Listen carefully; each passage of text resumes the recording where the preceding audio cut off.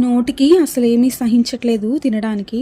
మా అత్తమ్మ అయితే నా కోసం కాకరకాయ పచ్చడి చేసి అన్నం తినిపించారనమాట. ఎంత బాగుందో టేస్ట్ అయితే. ప్రాసెస్ మీకు కూడా చూపిస్తున్నాను, చూసేయండి. ఫస్ట్ అయితే కాకరకాయలని ఇలా కట్ చేసుకోవాలి.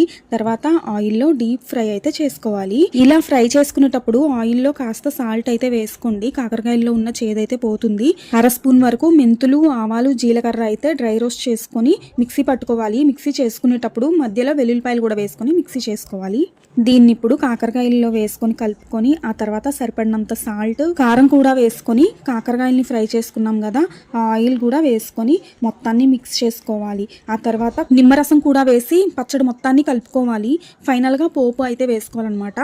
పోపు వేసిన తర్వాత కాస్త పసుపు కూడా పోపులో యాడ్ చేస్తే చాలా బాగుంటుంది. ఫైనల్లీ పోపు మొత్తాన్ని కాకరకాయ పచ్చడిలో వేసుకొని ఒకసారి అలా కలిపి వేడి అన్నంలో తింటే చాలా బాగుంటుంది. సర్ది చేసిన నోటికి ఇంకా బాగుంటుంది.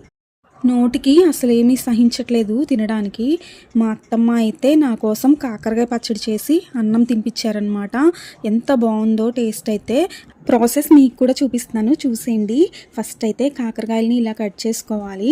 తర్వాత ఆయిల్లో డీప్ ఫ్రై అయితే చేసుకోవాలి. ఇలా ఫ్రై చేసుకునేటప్పుడు ఆయిల్లో కాస్త సాల్ట్ అయితే వేసుకోండి, కాకరకాయల్లో ఉన్న చేదైతే పోతుంది. అర స్పూన్ వరకు మెంతులు, ఆవాలు, జీలకర్ర అయితే డ్రై రోస్ట్ చేసుకొని మిక్సీ పట్టుకోవాలి. మిక్సీ చేసుకునేటప్పుడు మధ్యలో వెల్లుల్లిపాయలు కూడా వేసుకొని మిక్సీ చేసుకోవాలి. దీన్ని ఇప్పుడు కాకరకాయల్లో వేసుకొని కలుపుకొని ఆ తర్వాత సరిపడినంత సాల్ట్, కారం కూడా వేసుకొని కాకరకాయల్ని ఫ్రై చేసుకున్నాం కదా, ఆ ఆయిల్ కూడా వేసుకొని మొత్తాన్ని మిక్స్ చేసుకోవాలి. ఆ తర్వాత నిమ్మరసం కూడా వేసి పచ్చడి మొత్తాన్ని కలుపుకోవాలి. ఫైనల్గా పోపు అయితే వేసుకోవాలన్నమాట. పోపు వేసిన తర్వాత కాస్త పసుపు కూడా పోపులో యాడ్ చేస్తే చాలా బాగుంటుంది. ఫైనల్లీ పోపు మొత్తాన్ని కాకరకాయ పచ్చడిలో వేసుకొని ఒకసారి అలా కలిపి వేడి అన్నంలో తింటే చాలా బాగుంటుంది. సర్ది చేసిన నోటికి ఇంకా బాగుంటుంది.